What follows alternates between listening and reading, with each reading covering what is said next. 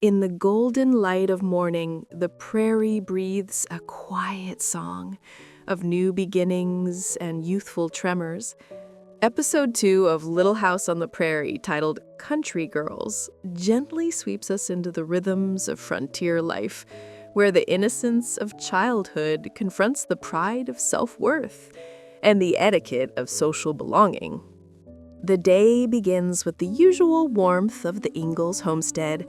Pa, Charles Ingalls, lovingly tends to the loyal family dog, Jack, while Ma, Caroline, calls the children to breakfast. But not all is well beneath the cheery surface. Young Laura, spirited and headstrong, hides under the bedcovers, dreading her first day at school. A gentle but firm father, Charles, reminds her of his promise to Ma that their daughters would go to school if they settled near one. Laura resists, pleading her usefulness at home. But Charles, loving, wise, knows that preparing his daughter for the world means letting her step into it. Mary, the older sister, is all poise and readiness, while Laura, uncertain and jittery, barely manages to conceal her self-doubt. Even little Carrie, too young for school, toddles around unaware of the changes about to unfold for her sisters.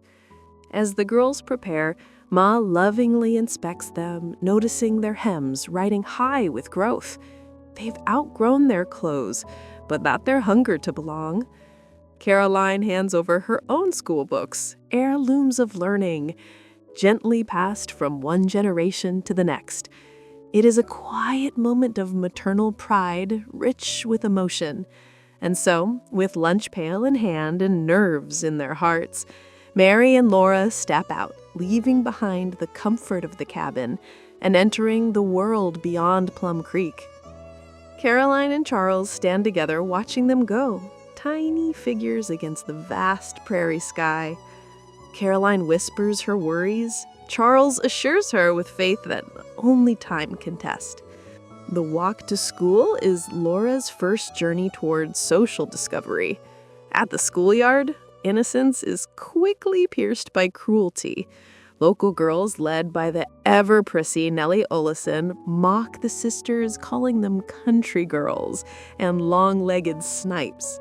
It's a moment that stings, especially for Laura, who's unaccustomed to being the object of ridicule. Inside, the warm-hearted Miss Beadle welcomes them, gently assessing their previous schooling. Mary can read. Laura knows her alphabet, but not much more.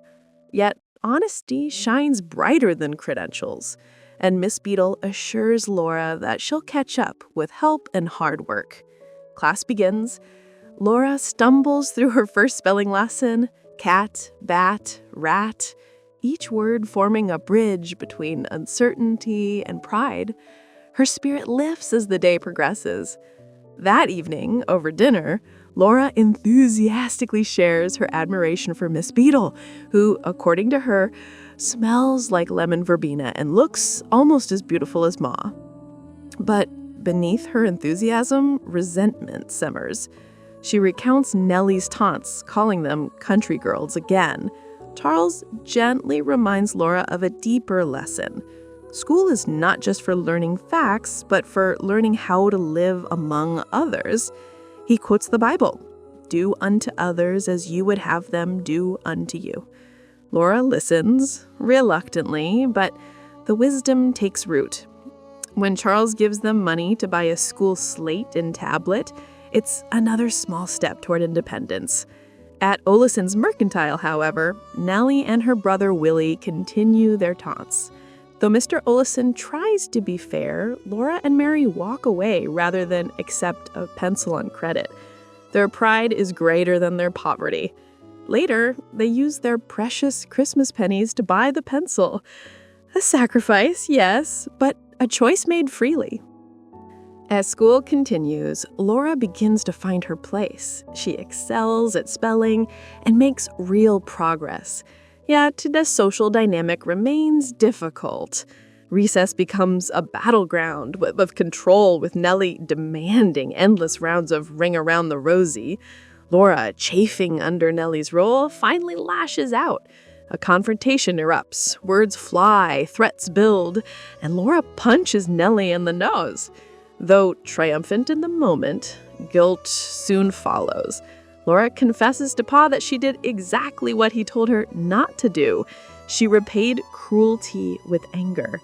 But Charles, though stern, recognizes her honesty. This once, he lets it go, seeing her courage in confession. Laura makes a promise. No more fights. Good, says Pa. Because Nellie's scared of me now, Laura adds impishly.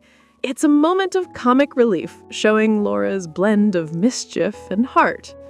Meanwhile, Caroline faces her own silent battle. At the mercantile, she attempts to sell eggs. Mrs. Olison, haughty and judgmental, pays less for brown eggs than white, citing arbitrary standards. It's an insult not just to price, but to dignity. Caroline remains calm, but the injustice gnaws at her. Later, she returns, proud, composed, and informs Mrs. Olison that the men at the mill will pay more. Mrs. Olison backs down. Caroline wins the fight with grace, not fists. A quiet victory leads to a reward, yard goods for a new dress. But in a selfless twist, Caroline uses the fabric to sew beautiful dresses for Mary and Laura instead, dressing her daughters in pride and love. The morning of Visitors' Day arrives. Charles is stunned. His girls are radiant. And Caroline, though dressed in her old brown, shines brighter than any woman in blue. "You'll be beautiful, Ma," Laura says. "You already are." At school, the students begin their essays. Willie's is about horses. Nellie's drips with vanity, an ode to her boughten carpets, oil paintings, and real lace curtains. Then comes Laura. Nervous but glowing, she stands tall and begins to speak. Her essay, titled "My Mother," is not the one she wrote on paper. It's from her heart, a moving tribute to Ma's unwavering strength, tireless work, and deep love. She recalls being sick, Ma's gentle care, her nightly vigil, her sacrifices. The essay ends with a confession. Ma had saved up for a new dress, but made ones for her daughters. That's because she loves us. That's the kind of mother Ma is, and that's why we love her so much. The room is silent, moved. Even Mr. Olison, seated beside his prickly wife, nods in admiration. "You're a lucky man, Mr. Ingalls." Charles, eyes misted, replies, "That's the one thing in this life I'm absolutely sure of." Afterward, Ma gently tides Laura what she delivered wasn't quite an essay, but Laura confesses it's what she wished she could have written, if only the words had come. Miss Beadle, smiling, accepts her work graciously. Spelling, handwriting, all will improve. Heart can't be taught, but Laura already has that. Ma places the essays in her special box, where she keeps her wedding dress and most cherished items.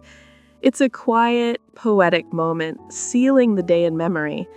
Laura narrates the final scene, voice gentle as wind through prairie grass.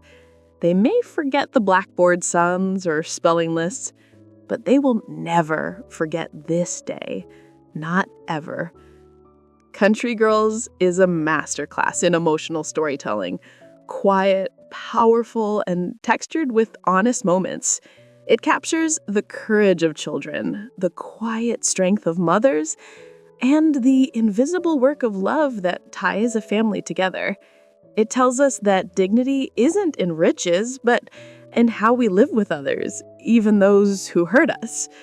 It reminds us that learning is not just about books, but about becoming, step by step, the people we are meant to be. And in Laura Ingalls Wilder's world, stitched with hardship and joy, that lesson rings truer than ever.